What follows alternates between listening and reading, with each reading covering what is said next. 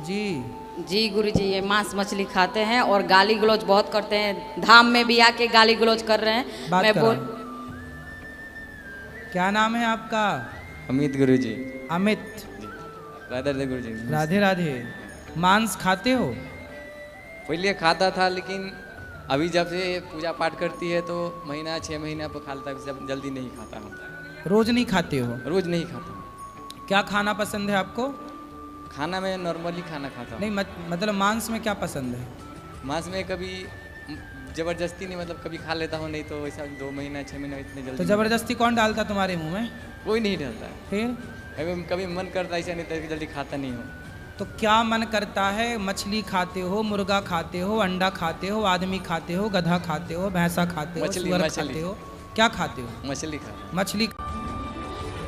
दोस्तों, आज की वीडियो में यह महिला गुरुजी से सवाल करती है कि गुरुजी, मेरे पति हैं, वो मांस मछली खाते हैं और पांडाल में गाली गलौज भी कर रहे हैं। तो देखें गुरुजी उस आदमी को किस तरीके से अपने शब्दों में समझाते हैं। बने रहिए आज की हमारी वीडियो में, क्योंकि हमारी वीडियो आज की खास होने जा रही है। गुरुजी, आपके श्री चरणों में मेरा कोटि कोटि प्रणाम। वो मेरे ससुराल पक्ष के लोग देख लेंगे। राधे राधे गुरुजी। जी गुरुजी, हम हनुमान जी जैसे भक्त कैसे बन सकते हैं कि उनके बराबर में नहीं रहते, उनके श्री चरणों में रहते हैं वो? हनुमान जी पर्वत लेके उड़ते हैं, आपको भी उड़ना है ऐसे? नहीं ओ गुरुजी, उनके जैसा हृदय निर्मल, उनके जैसा भक्त कैसे बन सकते हैं हम?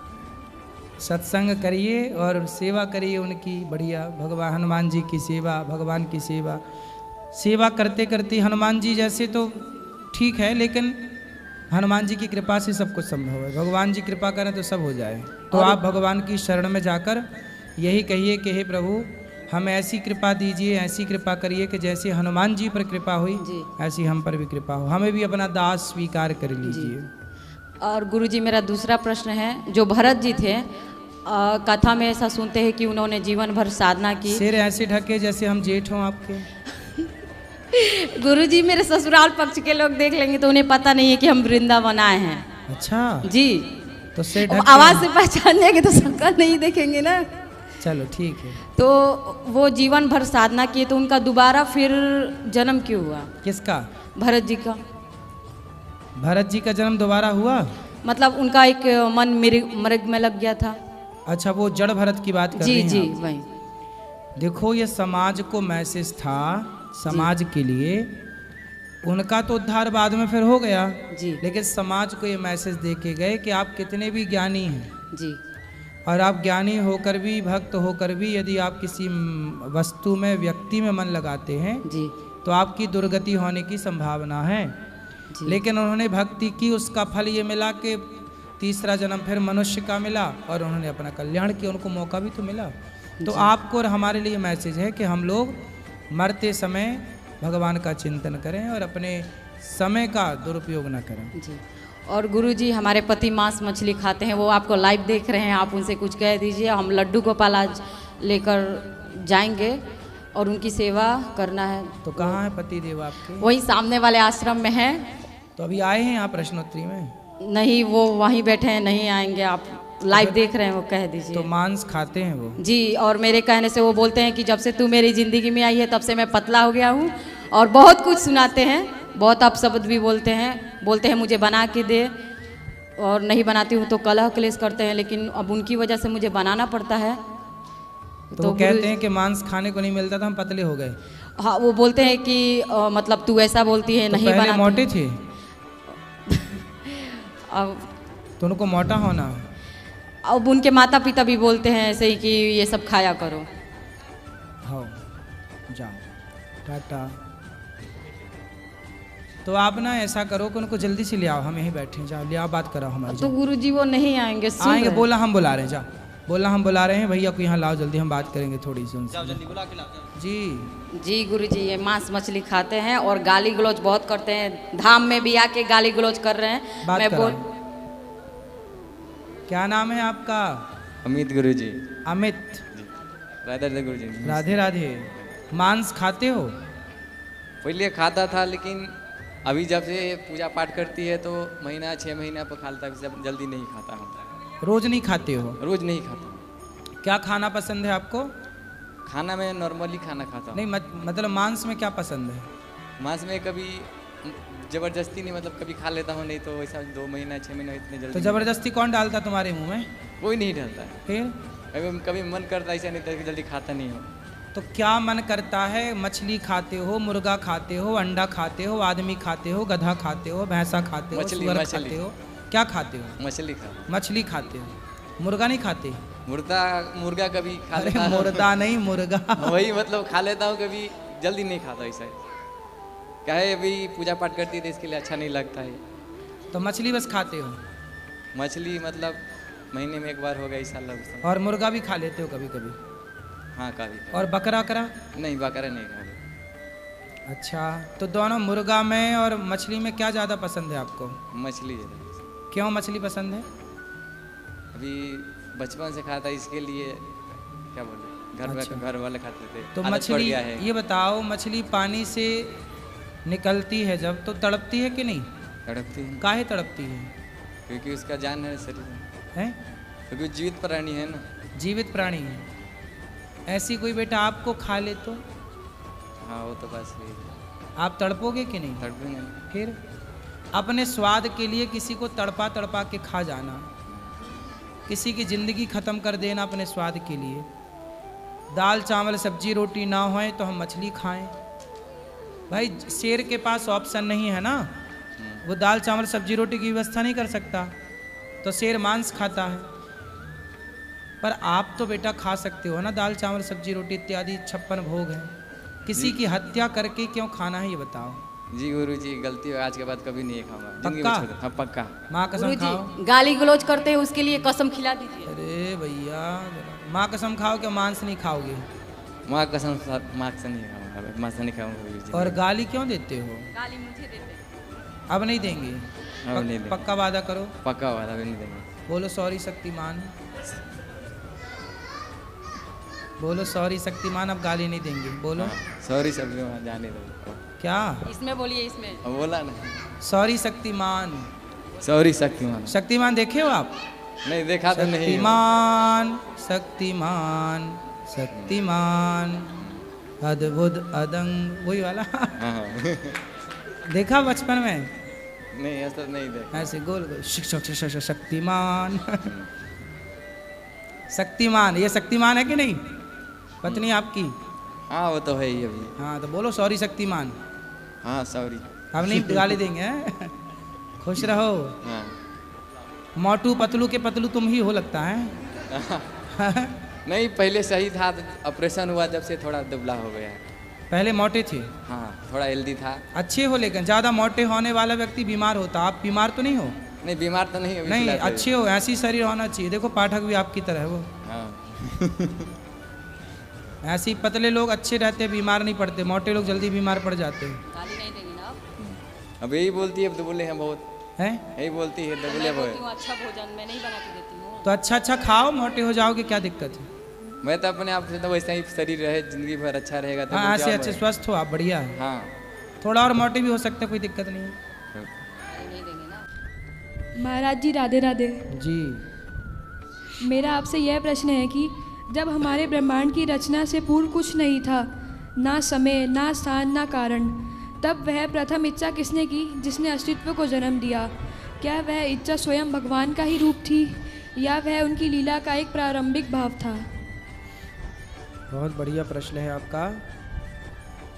ये बताओ कि जो घड़ा है, घड़ा, तो घड़ा बनने के पहले वो क्या है? मिट्टी। मिट्टी।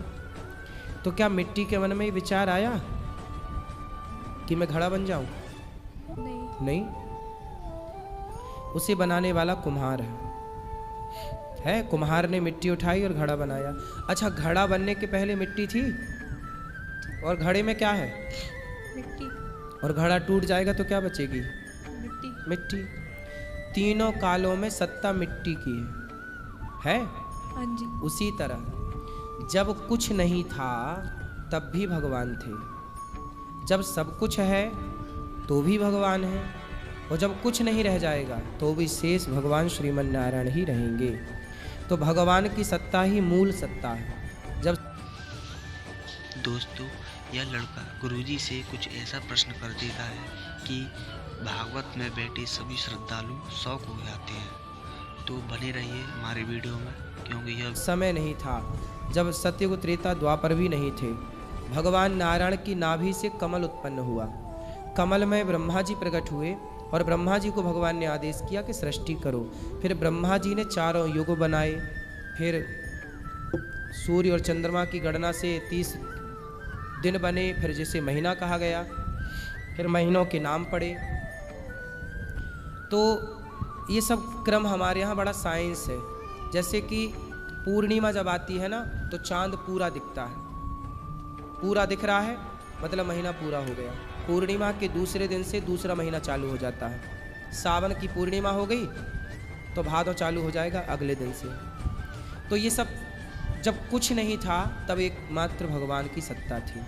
ठीक है, उपादान कारण यहाँ अलग है, कुम्हार और मिट्टी अलग अलग है ना, निमित्त और उपादान कारण अलग अलग है यहाँ पर ईश्वर में ऐसा नहीं है। निमित्त और उपादान कारण वही है, कुम्हार अलग है, मिट्टी अलग है, पर वहाँ ईश्वर में वही संसार बनते हैं, वही बनाते हैं, वही सब करते हैं। वो परम शक्तिमान है भगवान।